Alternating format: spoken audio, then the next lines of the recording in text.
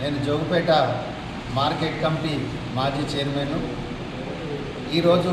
ఈ టేక్మాల్ మండల్లో మరి మాదిగల సభ ఏదైతే 24 తారీఖు నాడు జోగుపేటలో మందకృష్ణ మాదిగ గారు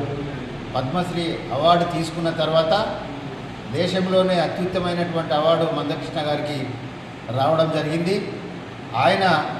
గత 30 సంవత్సరాలుగా వర్గీకరణ కోసం, అదే కాకుండా గుండె జబ్బులు పిల్లల కోసం, ఆరోగ్యశ్రీ కోసం, అదే కాకుండా ఇప్పుడు ప్రస్తుతం ఏదైతే ఉందో నేత గీత కార్మికులకు సంబంధించిన పెన్షన్లు, ఒంటరి మహిళలకు, వృద్ధులకు, వికలాంగులకు సంబంధించిన పెన్షన్లు మరి ఎన్నికల ముందు కాంగ్రెస్ ప్రభుత్వం ఏదైతే ఉందో వాళ్ళకు పెంచుతామని చెప్పేసి వికలాంగులకు 6,000, ఒంటరి మహిళలకు 4,000, గీతా కార్మికులకు, నేతా కార్మికులకు కూడా ఈ రకంగా పెన్షన్లు పెంచుతామని చెప్పేసి వాగ్దానాలు చేసి మరి అధికారంలోకి వచ్చిన తర్వాత ఇప్పుడు 2 సంవత్సరాలు అవుతూ ఉంది. కానీ ఈ వృద్ధులకు, వితంతులకు, నేతా గీతా కార్మికులకు, వికలాంగులకు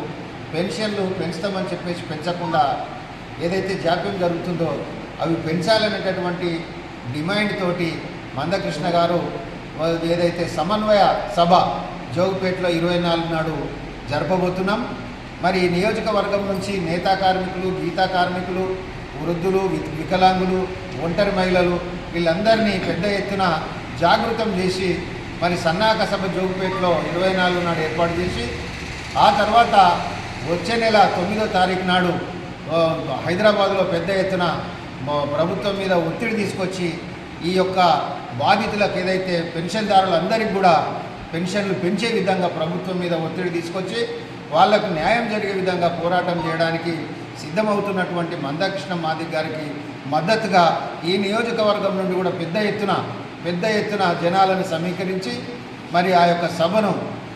ఆ యొక్క వాగ్దానాన్ని నిలబెట్టుకునే విధంగా